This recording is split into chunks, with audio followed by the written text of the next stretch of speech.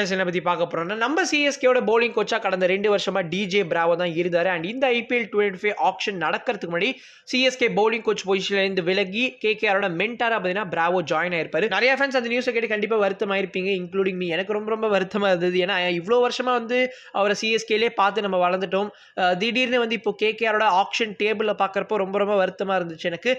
But life has to move on இல்லையா? So அதே மாதிரி இப்போ சிஎஸ்கே வந்து அந்த பிராவோட பொசிஷனில் யாரையாவது வாட்ச் அவுட் பண்ணிட்டு இருக்காங்களா, யாரையாவது கொண்டு வர போறாங்களா அப்படின்னு எந்த நியூஸும் இப்போதைக்கு வரல.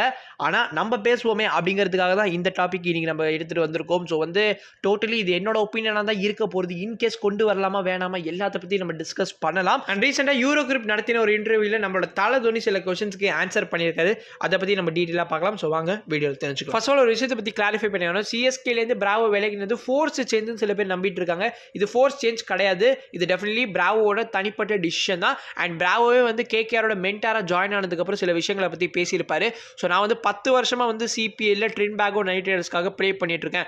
அண்ட் நைட் ரைடர்ஸ்க்கு அகேன்ஸ்டாக எக்கச்சக்கமான லீக்ஸில் வந்து நான் ப்ளே பண்ணியிருக்கேன். ஸோ அவங்க மேலே எனக்கு நிறைய ரெஸ்பெக்ட் இருக்குது. அவங்க ஓனர்ஸோட பேஷன், அவங்களோட ப்ரொஃபஷனலிசம், அவங்களோட ஃபேமிலி லைக் என்வாயர்மெண்ட் எல்லாமே பார்த்தீங்கன்னா ரொம்ப அற்புதமாக இருக்கும். ஸோ இந்த மாதிரி ஒரு சமயத்தில் வந்து இது எனக்கு ஒரு பெர்ஃபெக்ட் பிளாட்ஃபார்மாக இருக்கும்னு நான் நம்புறேன். ஸோ நான் வந்து பிளேயிங்லேருந்து இப்போ வந்து மென்டாராக மாறி இருக்கேன். ஸோ வந்து எனக்கு இது ஒரு டிரான்சிஷன் பீரியடாக வந்து கண்டிப்பாக இருக்க போகுது. அண்ட் அஃப்கோர்ஸ் வந்து வெங்கி மைசூர், அதாவது நைட் ரைடர்ஸோட சிஇஓ வந்து என்ன சொல்லியிருப்பாருன்னா, கேகேஆரோட மென்டாரா மட்டும் பிராவோ இருக்க போகிறது கிடையாது. சிபிஎல், எம்எல்ஜி அண்ட் ILT20 இந்த 3 லீக்ஸுமே வந்து நைட் ரைடர்ஸோட ஃப்ரான்ச்சைசி இருக்கு. அண்ட் இந்த 3 லீக்ஸுமே வந்து பிராவோ வந்து மென்டாரா இருப்பார் அப்படின்னு வந்து கிளாரிஃபை பண்ணியிருந்தாரு நம்மளோட Venky Mysore. And Bravo 2024 T20 world கப்பில் ஆப்கானிஸ்தானோட பவுலிங் கன்சல்டண்டாக இருந்திருப்பாரு. இன்கேஸ் அவர் அப்படியே கண்டினியூ பண்ணியிருந்தாருன்னா அவரால் இங்கே வந்து ஐபிஎல் ஒரு வேறு எந்த ஃப்ரான்ச்சைஸிலுமே அவரால் கோச்சிங் பண்ணியிருக்க முடியாது. பிகாஸ் நீங்கள் நேஷனல் டியூட்டியில் இருந்தீங்கன்னா உங்க எல்லாருக்குமே தெரியும் வேறு எந்த லீக்ஸுமே வந்து உங்களால் கோச் பண்ண முடியாதுன்னு. அண்ட் நான் அதெல்லாம் பயந்துட்டு இருந்தேன் அந்த சமயத்தில். என்னப்பா பிராவோ இங்கே கோச்சாக மாறி இருக்காரு, இன்கேஸ் அவர் வந்து சிஎஸ்கேக்காக பவுலிங் கோச்சாக வந்து IPL 2025 இருக்க மாட்டார் அப்படின்னு எனக்கு அப்போவே சந்தேகம் வந்துச்சு. ஆனால் அவர் விலகி இங்கே கேகேஆரை ஜாயின் பண்ணுவார்னு யாருமே எக்ஸ்பெக்ட் பண்ணியிருக்க மாட்டோம். அண்ட் இப்போ நம்ம சிஎஸ்கேட விஷயத்துக்கு வந்தோம்னா, சிஎஸ்கேட பவுலிங் கோச்சாக 23 and 24 2 சீசன் வந்து பிராவோ இருந்திருப்பாரு. அண்ட் பிராவோ மட்டும் கிடையாது, அவர் கூட வந்து எரிக் சைமன்ஸும் இருந்திருப்பாரு. எரிக் சைமன்ஸ் சவுத் ஆப்பிரிக்காவை சேர்ந்தவர். அண்ட் கண்டிப்பாக சிஎஸ்கேவோட இந்த ப்ராக்டிஸ் வீடியோஸ்லாம் நீங்கள் கண்டிப்பாக பார்த்துருக்க வாய்ப்பு உண்டு அவரை. ஸோ அவருமே வந்து சிஎஸ்கேட one of the bowling coaches தான். ஃபர்ஸ்ட் ஆல் எதுக்காக சிஎஸ்கே மட்டும் 2 பவுலிங் கோச்சஸ்னா, சிஎஸ்கே ஸ்பிளிட் பவுலிங் கோச்சஸ் மெத்தடை வந்து யூஸ் பண்ணிட்டு இருக்காங்க. So Bravo and Eric Simons 2 பேருமே பார்த்தீங்கன்னா ஸ்பிளிட் பண்ணிப்பாங்க அவங்களோட வேலையை. அதாவது இப்போ பிராவோ வந்து டெத் ஓவர்ஸில் பவுல் பண்ணக்கூடிய பவுலர்ஸ்க்கு வந்து ஹெல்ப் பண்ணுவார். அண்ட் வேற எரிக் சைமன்ஸ் பார்த்தோம்னா நியூ பாலில் பவுல் பண்ணக்கூடிய பவுலர்ஸ்க்கு ஹெல்ப் பண்ணுவார். ஸோ இது வந்து இந்த மெத்தட் வந்து சிஎஸ்கே ரொம்ப காலமாக ஃபாலோ பண்ணிட்டு இருக்காங்க. 2018 பார்த்தோம்னா Lakshmipathy Balaji and Eric Simons இருந்திருப்பாங்க. ஸோ எரிக் சைமன்ஸ் 2018 தான் சிஎஸ்கே சைன் பண்ணியிருந்தாங்க. அண்ட் அப்போலேருந்து இப்போ வரைக்குமே வந்து எரிக் சைமன்ஸ் கண்டினியூ பண்ணிட்டு இருக்காரு. ஸோ இப்போ எல்லாருக்கும் இருக்க சந்தேகம் என்ன, சிஎஸ்கே ஏதாவது ஒரு பவுலிங் கோச்சை சைன் பண்ணுவாங்களா டுவேன் பிராவோட அந்த ஸ்பாட்ல அப்படின்னு கேட்டீங்கன்னா கண்டிப்பாக சைன் பண்ணுவாங்க. ஏன்னா கடந்த ஒரு 6-7 வருஷமாக வந்து சிஎஸ்கே இந்த ஸ்பிளிட் பவுலிங் கோச்சஸ் மெத்தட் தான் யூஸ் பண்ணிட்டு இருக்காங்க. ஸோ இப்போ 2025 IPL வந்து வெறும் எரிக் சைமன்ஸ் மட்டும் தான் இருக்காரு. ஸோ அவர் கூட வந்து கண்டிப்பாக ஒருத்தர் சைன் பண்ணுவாங்க. அது மோஸ்ட் ப்ராப்ளி லக்ஷ்மிபதி பாலாஜி திரும்ப வரத்துக்கு வாய்ப்பு இருக்கு. ஏன்னா டியூ சம் பர்சனல் கமிட்மெண்ட்ஸ்னால தான் பாலாஜி சிஎஸ்கே விட்டு விலகி இருப்பாரு. அண்ட் கரெக்டாக அந்த 2022 சீசன் தான் பிராவோ வந்து அவரோட IPL ரிட்டையர்மெண்ட்டுமே அனௌன்ஸ் பண்ணியிருந்தாரு. ஸோ எல்லாமே பெர்ஃபெக்டாக அமைஞ்சது. ஸோ அழகாக 2022 சீசனில் பிராவோ விளையாடி முடிச்ச கையோட 2023 one of the bowling coaches of சிஎஸ்கேவை மாறினார்.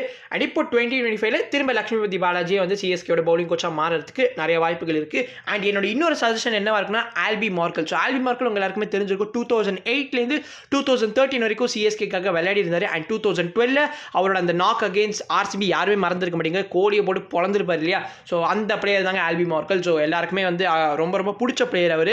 அண்ட் நிறைய சிஎஸ்கே வந்து இப்போ வரைக்குமே அவர் வந்து ரிமெம்பர் பண்ணுவீங்க. அண்ட் அவர் வந்து TSK மற்றும் JSK இந்த 2 super Kings franchises around the Globe, அந்த 2 ஃப்ரான்ச்சைசிக்குமே அவர் வந்து பவுலிங் கோச்சா இப்போ இருக்காரு. ஸோ அவர் வந்து சிஎஸ்கேயோட பவுலிங் கோச்சா மாறதுக்குமே வாய்ப்புகள் இருக்கு. ஏன்னா 3 சூப்பர் கிங்ஸ் ஃப்ரான்ச்சைசிக்குமே ஒரு பவுலிங் கோச் இருக்கிறதுல வந்து தப்பு கிடையாது. எப்படி நைட் ரைடர்ஸோட மென்டார் எல்லா நைட் ரைடர்ஸ் ஃப்ரான்ச்சைசிஸ்க்கும் பிராவோ இருக்க போறாரோ, அதே மாதிரி எல்லா சூப்பர் கிங்ஸ் ஃப்ரான்ச்சைசிஸ்க்கும் ஆல்பி மார்க்கல் இருந்தாருன்னா பக்காவா இருக்கும். And if I am not wrong, Devon Conway will become the first player of CSK to play for all 3 franchises of CSK, JSK and TSK. So சிஎஸ்கேக்காக March மந்த்தில் வந்து ப்ளே பண்ண ஆரம்பிக்க போகிறாரு. அண்ட் இப்போ JSKக்காக வந்து January 11 வந்து JSKயோட ஃபர்ஸ்ட் மேட்ச். ஸோ அன்னிலேருந்து வந்து டெவான் கான்வே வந்து SA20 நீங்கள் பார்க்கலாம். அதுக்கப்புறம் TSKக்காக வந்து ஐ திங்க் அந்த லீக் வந்து ஜூலையில் ஆரம்பிக்குமா. ஸோ அப்போ வந்து நீங்கள் டிஎஸ்கேக்காக வந்து டெவான் கான்வே பார்க்கலாம். அண்ட் நம்மளோட சூப்பர் கிங்ஸ் ஃப்ரான்ச்சைசிஸ் எல்லாத்துக்குமே வந்து ஹெட் கோச்சுமே ஸ்டீஃபன் ஃப்ளெமிங் தான். ஸோ அதே மாதிரி இப்போ ஆல்பி மார்க்கலுமே கண்டிப்பாக ஆல் 3 சூப்பர் கிங்ஸ் ஃப்ரான்ச்சைசிக்கு வந்து பவுலிங் கோச்சா மாறதுக்கு நிறைய வாய்ப்புகள் இருக்கு. தோனியோட இன்டர்வியூ பற்றி பார்க்குற முன்னாடி ஸ்ரீலங்கா vs நியூசிலாந்து சீரிஸில் ஃபைனல் T20 நேற்றுக்கு பார்த்தீங்கன்னா நடந்திருக்கும். ஸோ பார்த்தீங்கன்னா இந்த மேட்ச்ல வந்து ட்ராப் பண்ணியிருந்தாங்க ஸ்ரீலங்கா. ஸோ வந்து எனக்கு செம ஷாக்காக இருந்தது. ஏன்னா செகண்ட் T20 வந்து 4 overs 37 ரன்ஸ் தான் கொடுத்துருப்பாரு. ஒரு விக்கெட்டை வேற வீழ்த்திருப்பாரு, கிளென் பிலிப்ஸோட விக்கெட்டை.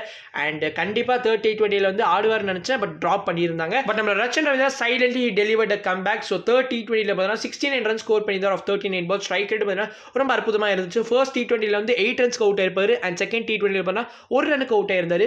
ஸோ வந்து நான் ஃபர்ஸ்ட் T20 முடிஞ்சோடனே சொல்லியிருப்பேன் ஹீ கேன் பவுன்ஸ் பேக், அவருக்கு எந்த பிரச்சனையும் கிடையாதுன்னு. அதே மாதிரி தேர்ட் T20 பார்த்தா சூப்பராக ப்ளே பண்ணியிருந்தாரு. ஸோ இப்போ ஓடிஐ சீரிஸ்லையுமே பார்த்தீங்கன்னா ரச்சின் ரவீந்திரா இருக்காரு. ஓடிஐ சீரிஸில் பத்திரனா கிடையாது. ஸோ இந்த ஓடிஐ சீரிஸ் பார்த்தீங்கன்னா Jan 5 வந்து ஆரம்பிக்கும். அண்ட் இது வந்து ஐ திங்க் நீங்கள் மிட் நைட் சம்திங் பார்க்குற மாதிரி இருக்கும்னு நினைக்கிறேன். ஸோ அதனால விருப்பப்பட்டா கண்டிப்பாக நீங்கள் பாருங்க. அண்ட் இப்போ வந்து தோனியோட இன்டர்வியூ பற்றி பார்த்துடலாம். ஃபர்ஸ்ட் பார்த்தீங்கன்னா சூப்பரான கொஸ்டின். ஆக்சுவலி தோனிக்கு பைக்ஸ்னா ரொம்பவே பிடிக்கும். ஸோ இன்டர்வியூ என்ன கேட்டிருப்பாங்கன்னா, தோனி உங்களோட ஃபேவரட் பைக்கிங் பார்ட்னர் யாரு, அதாவது நீங்க லாங் ரைஸ்ல உங்களோட மோட்டார் சைக்கிள்ல போறீங்கன்னா யார் வந்து கம்பெனினா கூப்பிட்டு போவீங்க அப்படின்னு கேட்டதுக்கு தோனி ரைனாவோட நேமை மென்ஷன் பண்ணியிருப்பாரு. இதுலேயே உங்களுக்கு புரியுது தோனி அண்ட் ரைனாவோட அந்த ஃப்ரெண்ட்ஷிப் அண்ட் பிரதர்ஹுட் எவ்வளவு ஸ்ட்ராங்கா இருக்கு அப்படின்னு. அண்ட் செகண்ட் கொஸ்டின், தோனி கொடுத்த பதில் சம வைரலா பதில் இப்போ இன்ஸ்டாகிராம் பக்கம்லாம் ஷேர் ஆயிட்டு இருக்கு. ஸோ இன்டர்வியூ என்ன கேட்டிருப்பாங்க, நீங்க one of the few celebrities who maintains a low profile on social media. பெருசாக பார்த்தீங்கன்னா சோஷியல் மீடியாவில் ஆக்டிவா இருக்க மாட்டீங்க, அதுக்கான காரணம் என்ன, அது எப்படி செய்றீங்க அப்படின்னு கேட்டதுக்கு, ஸோ நான் வந்து பெரிய ஃபேன் கிடையாதுங்க சோஷியல் மீடியாவுக்கு. அண்ட் நான் வந்து டிஃப்ரெண்ட் மேனேஜர்ஸ் பார்த்தீங்கன்னா ஓவர் த கரியர் வந்து எனக்கு இருந்திருக்காங்க. 2004லேருந்து பார்த்தீங்கன்னா நான் கிரிக்கெட் ப்ளே பண்ணிட்டு இருக்கேன். அந்த டைமில் ட்விட்டர் பாப்புலர் இருந்துச்சு. தென் லேட்டர் இன்ஸ்டாகிராம் வந்தாங்க. என்னோட மேனேஜர்ஸ்லாம் வந்து பிஆர் செட் பண்ணணும் தோனி, அப்போ தான் வந்து உங்களால் இதை பில் பண்ண முடியும், அதை பில் பண்ண முடியும்னு எல்லாருமே என்கிட்ட சொல்லியிருந்தாங்க. பட் அவங்க எல்லாருக்குமே கொடுத்த பதில் நான் ஒன்று தான், நான் வந்து குட் கிரிக்கெட் ப்ளே பண்ணேன்னா எனக்கு வந்து பிஆரே தேவையில்லை அப்படின்ற வேற லெவலான ஒரு ஸ்டேட்மெண்ட் வந்து தோனி சொல்லியிருந்தாரு. ஸோ இது நிறைய பேர் தாக்குற மாதிரியான ஒரு ஸ்டேட்மெண்ட் நம்ம கண்டிப்பாக சொல்லலாம். ஸோ ரோஹித், கோலி அப்படின்னு ஓப்பனாகவே தோனி வந்து ஆக்சுவலி தாக்கியிருக்காரு. ஸோ வந்து எஸ் குட் கிரிக்கெட் ப்ளே பண்ணினா உங்களுக்கு பிஆரே தேவையில்லை, அவர் வந்து சொன்ன பதில் வந்து கரெக்டான ஒரு பதில். ஸோ எஸ் இதுதான் வந்து இப்போ சம வைரலாக இன்ஸ்டாகிராம் பக்கத்தில் வந்து ட்ரெண்ட் ஆகிட்டு இருக்கு. அண்ட் நீங்கள் என்ன நினைக்கிறீங்க தோனியோட இந்த பதிலை பற்றி மறக்காம கமெண்ட்ஸ் சொல்லுங்கள். நீங்கள் ரிசீவ் பண்ணி பெஸ்ட் காம்ப்ளிமெண்ட் என்னதுன்னு இன்டர்வியூ கேட்டிருந்தாரு. அதுக்கு தோனி பார்த்தோன்னா, எஸ் என்னோட வைஃப் வந்து you have done all right in life, அதாவது நீங்கள் எல்லாமே சாதிச்சிட்டீங்க தோனி அப்படின்னு சொல்கிற அந்த காம்ப்ளிமெண்ட் தான் வந்து எனக்கு வந்து ரொம்ப ரொம்ப ஹாப்பியாக இருக்கும். ஏன்னா ஆஃப்டர் ஆல் நம்ம எல்லாருமே வந்து வைஃபை இம்ப்ரெஸ் பண்ணுறதுல தானே இருக்கும் அப்படின்னு வந்து ரொம்ப ஃபன்னாக சொல்லியிருந்தாரு. ஸோ இதெல்லாம் தான் ஃபியூ ஆஃப் த கொஸ்டின்ஸ். நீங்கள் வந்து ஃபுல் இன்டர்வியூ பார்க்கணும், டிஸ்கிரிப்ஷன் லிங்க் தானே, கண்டிப்பாக செக் அவுட் பண்ணி பாருங்க. இதோட இந்த வீடியோ முடிச்சுக்கலாம். ஐ வில் எக்ஸ் யூ. பீஷியஸ். பை.